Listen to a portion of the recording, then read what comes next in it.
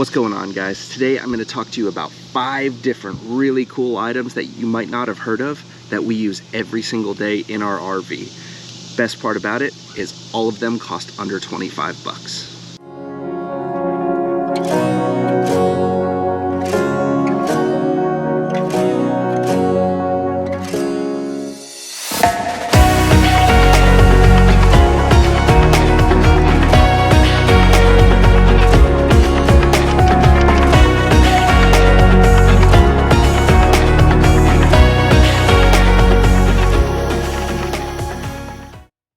I'm also going to talk about a bonus 6 item that I think every single RV'er should own because it makes your life so much easier during setup and teardown. So hang on to the end and I'll show you that item, or items. So when we bought these items, they were actually all under 20 bucks, but due to the rising cost of goods lately, the price has gone up on a couple of things and they're $22, $23, that kind of thing. But they're all around that $20 to $25 mark or less. I'm going to be putting some Amazon links in the description of the video, so if you guys like these items, you can purchase them for yourself. Another cool thing about these is they aren't RV specific. So if you want to, you could use them in your house or your RV or both. If you don't have an RV, you could use them in your house. All right, so item number 1. Everybody knows that in an RV, your doors are much higher off the ground than they would be in a house. So if you're parked even slightly unlevel, your doors tend to kind of ghost close on you. But the problem here is a normal door stop won't work because of that large gap. What we've done to solve that is we're using these Sandbag door stops. And as you can see, this one says we have a spoiled dog that lives here, which is very, very true. So these door stops are awesome. They're not super heavy, but they're heavy enough to hold your doors. They don't look like complete eyesores. They're pretty cool little things, and they're less than 25 bucks. Item number 2, shower caddy.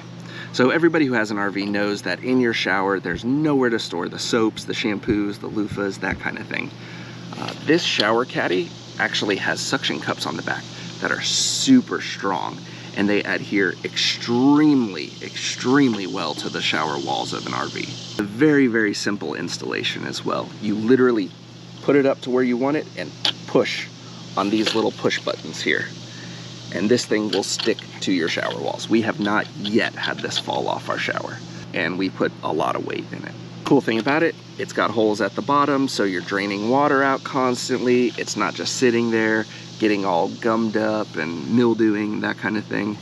Worth every penny. All right, so let's talk about item number 3. Everybody who has an RV knows that storage space is limited. And oftentimes when we're looking to store items, we're sort of looking horizontally as we would in a house. Like, hey, I can put this next to the couch. I can put this next to the dresser, that kind of thing. In an RV, you've got to think a little bit different. You've got to think more vertically. I can put this above the couch. I can put this above the dresser.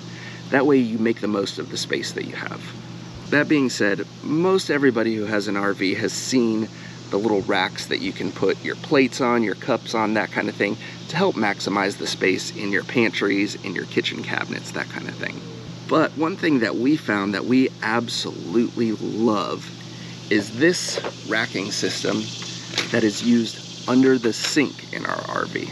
So this allows us to store certain things on the bottom and on the top like you normally would. I think we put dog food on the top of this and some chemicals and stuff on the bottom. But really, you can't forget about that under sink storage portion of your RV because it's critical to be able to store all of those things that you need on a daily basis. So unfortunately, in this hot Georgia summer heat, my camera is overheating, so I'm gonna have to use my phone for this next little bit. That said, let's go ahead and head on over to take a look at the solar lights that I've installed on our steps to our RV. Well, I highly recommend anyone with these type of steps, whether it's the Lippard solid step or the More Ride step above, I recommend you guys get these because they make your steps much more visible at night. So unfortunately, I don't have these in hand to show you, but they're already installed. So what it is it's a little L-shaped solar light that has a solar panel on the top and a little battery in here, and at night it actually shines light onto these steps. Instead of actually screwing them into our steps, what I did is I just took some 3M VHB tape and applied them to the steps that way, and they've been working great ever since. So if you're walking up to your RV at night, it's nice to have these lights, because the last thing you want to do when walking up to your RV in the dark is not see your steps and face plant into your door.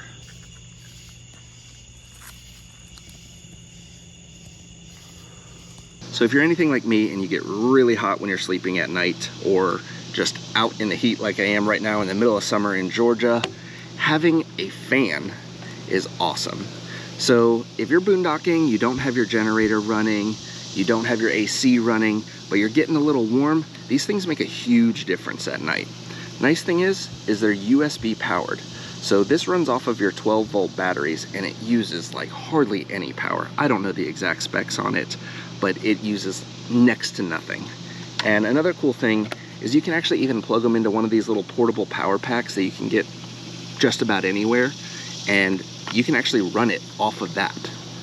As you can see, the fan is spinning right now, and I'm cooling myself off. In fact, for the rest of this video, I'm probably gonna leave this thing running because it is hot. Anyway, these things are awesome for sleeping at night, and they're like 10 bucks on Amazon. I mean, they're a dime a dozen. You can pick up any flavor you like, any color you like, that kind of thing. They're all over the place. But definitely make sure you get one that's USB.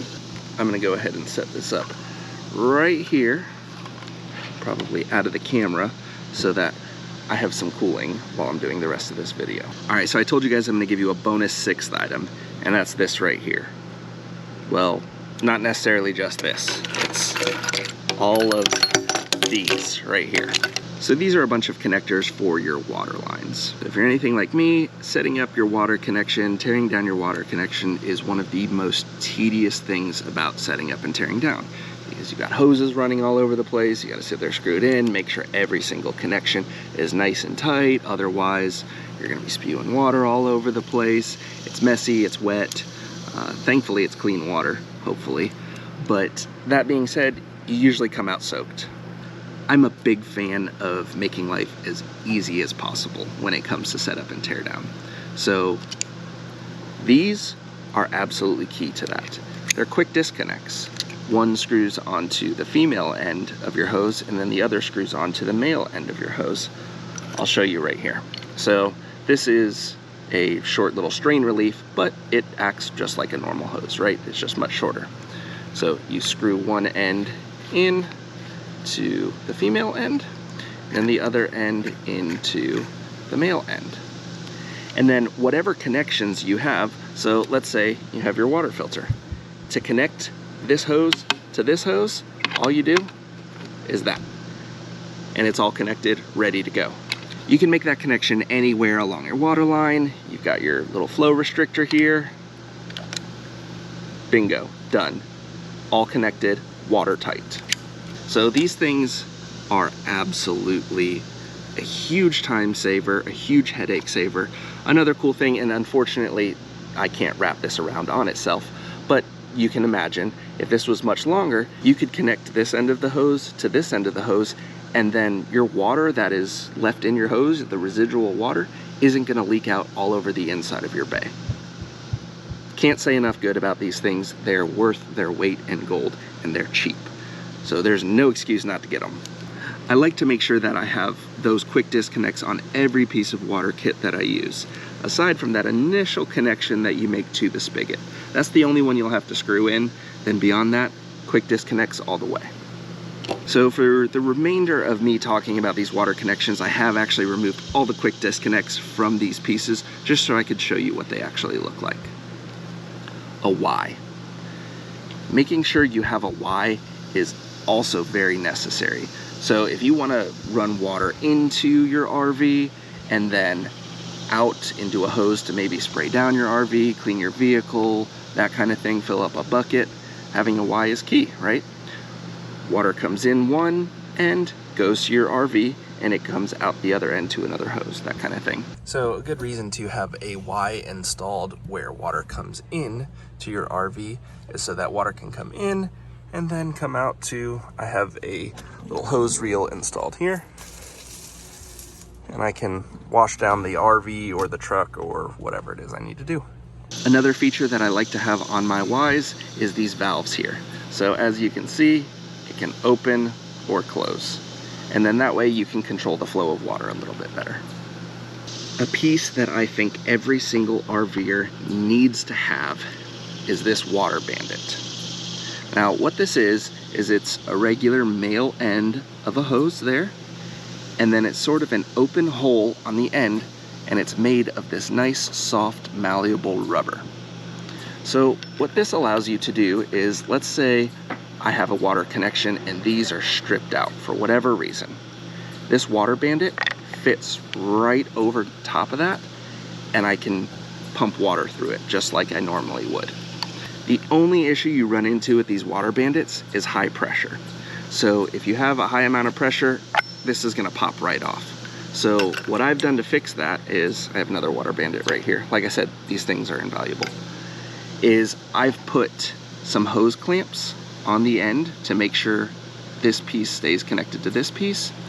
And then I put another hose clamp that has a little finger dial on it, so I can quickly screw and unscrew this onto whatever it is that I'm trying to connect it to. Awesome, awesome piece of kit. So while staying on the topic of damaged connectors, I think this is a very, very important piece of kit to have, right? So have you ever gone up to the dump station and you see that the hose that connects to your RV, the end of it that you can screw into your RV is sheared off, and it's just an open hose that's just flapping in the wind? This is a little barbed connector and then a hose male end right here. And then they come with this hose clamp. So I like to keep a few of these on hand, and you can kind of be a good Samaritan with this, or you can keep it for yourself, whatever you choose to do. I like to personally leave it for the next guy. But slide the hose clamp onto the damaged hose, push the barbed fitting up into the hose, and then you clamp the clamp down on the hose, and then boom, you've just fixed your campground dump station hose. So you can use it to screw into your RV, and the next so on and so forth, 50 people, whoever it is behind you, can use it as well until someone breaks it again. That being said, these things are super cheap, so it's worth keeping 4 or 5 of them on hand, and then as you see damaged hoses, fix them. One thing you want to make sure is you get a 1/2 inch barb, because that's what a lot of those dump station hoses are. So rounding this out real quick, got a 45-degree adapter. Again, it's got that little valve in it like the Y did. Got a 90-degree adapter. Again, I like having those valves inside these adapters because you never know when you're gonna need to shut off water at a certain point along your water line.